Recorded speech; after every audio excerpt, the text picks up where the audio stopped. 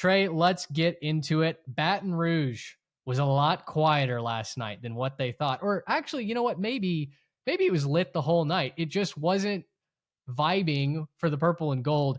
Texas A&M marched into Death Valley and they took over the Tigers' spot. That game just went to the Wolves in the third quarter. It was a close first half of that ball game. You start to feel like maybe some of the Bayou vibes are going to carry LSU actually all the way through. And Brian Kelly's going to go to 21-1 at night in Death Valley. Couldn't have been further from the truth. Texas A&M roars back in the third quarter. They smash LSU in the second half, and they drained the Bayou by probably 2/3 the way through the third quarter. You could just see LSU fans leaving in droves. A full morning, afternoon removed from that game. What do you take away from a statement Saturday victory for Mike Elko and the boys? I think it was just another instance where somebody on the team stepped up and somebody just made a big play to say, we're not going to lose this game. And that's kind of been the story for Texas A&M all year. When the offense hasn't been clicking, like the Auburn game, the defense says, no worries, we got you. We're not going to let them find the end zone. When the defense is struggling, like it was against Notre Dame and Arkansas, no worries, offense, we got you, defense. We're going to go put up 40-plus points. We're going to take care of this. Like, just get us the ball back one more time. We got you. And tonight or last night, I should say, it was the special teams. And it's crazy to say after how the special teams started, right? You have the block punt in the second quarter. You're thinking our group text for all the vibes, how immaculate they are right now. They were not very good in that second quarter because the sequence of botched snap, almost pick six, blocked punt into the end zone for a safety was not fun. And then that second quarter just kept kind of cascading down from there. But this is a team that doesn't give up. This is a team that doesn't quit. They've kind of been a second half team all season.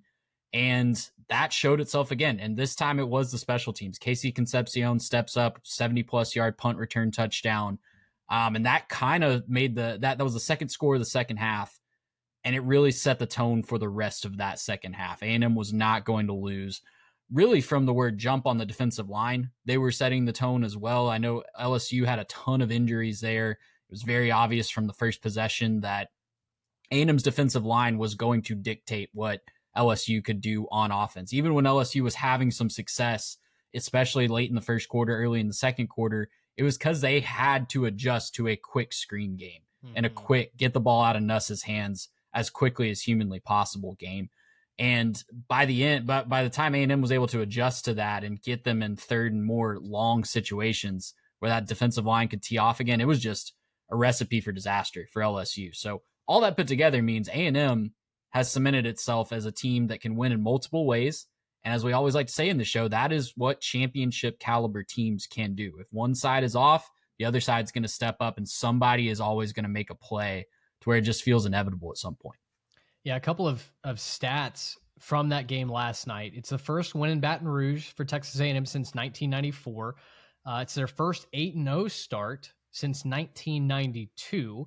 And ESPN now gives A&M, Trey, a 96% chance to make the playoff. We'll talk about Ole Miss and Oklahoma here in a minute, but after Ole Miss won that game, instantly everybody took to Twitter and was saying, okay, so Ole Miss is now in the playoffs, right? You look at the rest of their schedule, they're pretty much, they've punched their ticket. I think a lot of people were looking at last night's win and going, you're 8-0, 4 games left. Missouri just lost their starting quarterback for the season. South Carolina is not a good football team. And, you know, Texas, we'll see what they are. We'll talk about their win over Mississippi State when we get to the SEC. But it's hard to, I think, even look at the schedule and go, here are 2 clear losses for Texas A&M. And then even if you do lose 2 of your last 4, which I think would be a monumental disappointment, I still think the strength of your record, which is number 1 in the country, carries you into a playoff spot. So it feels like at this moment, it's harder to create a reality where the Aggies are not one of the 12 best teams, one of the final 12 teams playing for a national championship. But I think on the other hand, Trey, this isn't just a hope anymore. This isn't just you can squinch your way to A&M competing. Texas A&M is a national championship contender, full stop. And I think the way that they've been able to win it, as you mentioned, on both sides of the ball, The offense can score 40 plus. This is the third straight road game that Texas A&M has scored 40 plus points. The defense can also shut you down. And if LSU was not throwing the RPOs or the quick screens or running a counter and kind of relying on like a crackback block or a missed run fit from Texas A&M to move the football, they were dead in the water. This is a team, Trey, that I look at and go, why can't they win a national championship? Why can't they be the last team standing? There's a couple teams in the Big Ten that'll have something to say about that for sure. But when we talk about just getting in the dance and setting yourself up for success, they're right there. They truly are right there. And I think some of the analytics still haven't caught up to A&M, right? I think you're looking at the power ratings that some people have, and they're a little bit further down. I know the SP Plus came out, and A&M's finally top 5 in the SP Plus this morning, according to Bill Connolly. There's some, because it truly is with A&M, them playing to their potential. There's not another team left on their regular season schedule that can beat them without A&M beating themselves. And that's a crazy thing to say as you're going into November, but without A&M having the bust that they did against Arkansas, or having a game where they turn the ball over multiple times and give the other team free points, that's the only way that anyone still on the schedule is going to beat Texas A&M.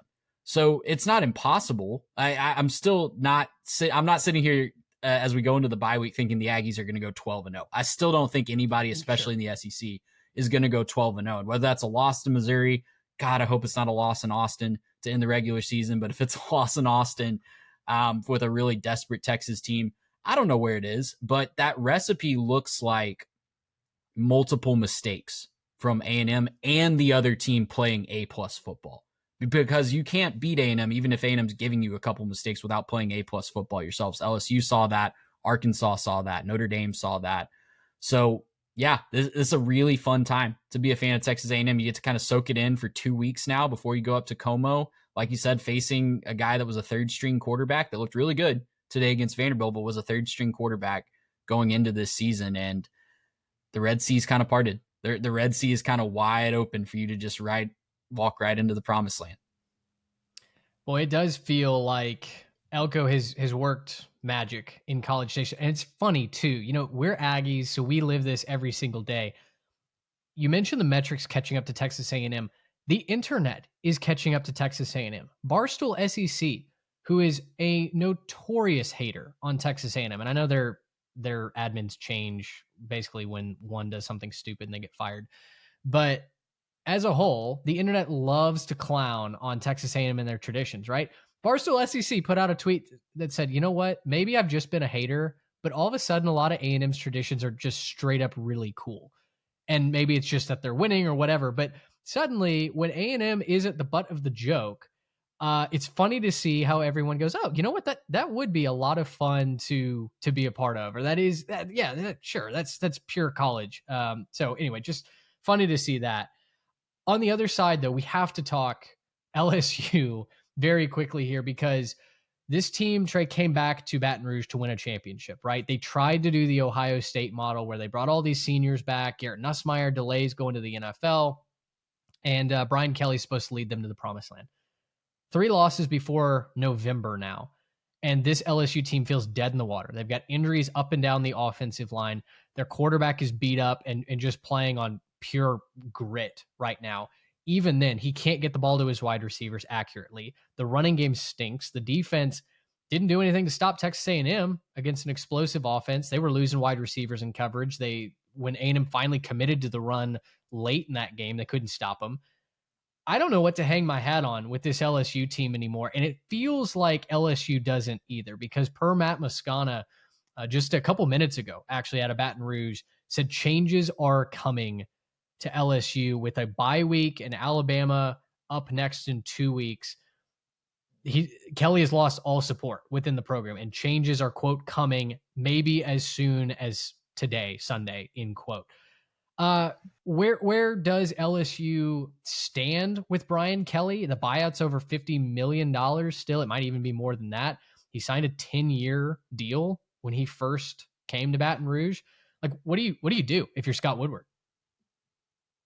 You got to make some move. You got to come out with a public statement that says this is what we're going to do. If you're not going to fire Brian Kelly, which I do ultimately think that he is going to lose his job. I don't know if it's this week. I don't know if it's, later on in the season. I don't know what the exact details of the contract, if there's something beneficial there to wait a little bit, but Scott Woodward can't stand pat, or he's going to lose his job himself. Sure. He might already be on the chopping block as well for signing LSU up for this ridiculous situation, which, by the way, if you know your history, this is not the first time that Scott Woodward has handcuffed an institution to a 10-year fully guaranteed deal. So, yeah, I think reports on the ground yesterday from some friends that I had that were in Baton Rouge for this one. I have one friend in particular that grew up in Baton Rouge, now goes to Texas A&M, and he said it was the worst vibes he's ever felt, even pregame. It was the worst vibes he's ever felt around Tiger Stadium before a big game. So, man, I don't know how you can keep a fan base, especially in an era where you need your fan base bought in to keep getting talent in there. I don't know how you can keep your big money people bought in with keeping Brian Kelly. We said from the first jump, wasn't our first episode on this show ever saying that Brian Kelly was a terrible hire for LSU and just speaking out against everybody and their mother saying how great a hire it was? It was never a cultural fit. He is not a guy that can win over people in South Louisiana. Ed Orgeron kept his job after a couple subpar showings because he had the cultural buy-in, right? And he won a natty, but he also had the cultural buy-in, and he had the way of working with those people in South Louisiana. Brian Kelly has none of that, and he's going to be shown the door. I don't think it's an if, but a when at this point. And honestly, he deserves it because especially in a 12-team playoff era, if you go 4 full seasons without making a 12-team, I know it wasn't always 12-team, but multiple seasons without making a 12-team college football playoff at LSU, Ed Orgeron was axed 2 years after winning a national championship. I don't know what we expect from that level of ineptitude at a space that really demands perfection. The poor vibes, the lack of any sort of statement win or identity to lean on, the fact that you had dozens of 4- and 5-star recruits there in person that amended their schedules, Trey. You had kids that were committed to Auburn that amended their schedule to be there for LSU. You had a couple of kids committed to A&M who went to that game on the dime of LSU. KJ Edwards is a 4-star running back committed to the Aggies. LSU's been trying to flip him for a long time, and they got him in person, promising, hey, you come here, you're going to see a comparison between the two programs. And boy, did he.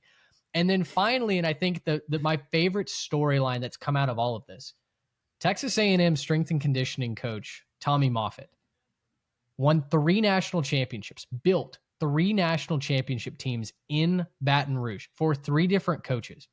He was shown the door by Brian Kelly on day 1. And Brian told him, basically, you're too old school. We're not going to do it your way anymore. I want to go in a different direction. And it was a little bit of a culture shock, right? And Kelly dismissed and lost some other position coaches that had done great things for the purple and gold. It was a weird shakeup as soon as Brian Kelly got to town. My way or the highway. Well, Tommy Moffitt goes to Texas A&M. And what has happened, Trey, the last 2 years? The Aggies have physically dominated LSU at home and now on the road. Mike Elko mentioned in the second half, Texas A&M had outscored LSU something like 66-7 over the last 2 years.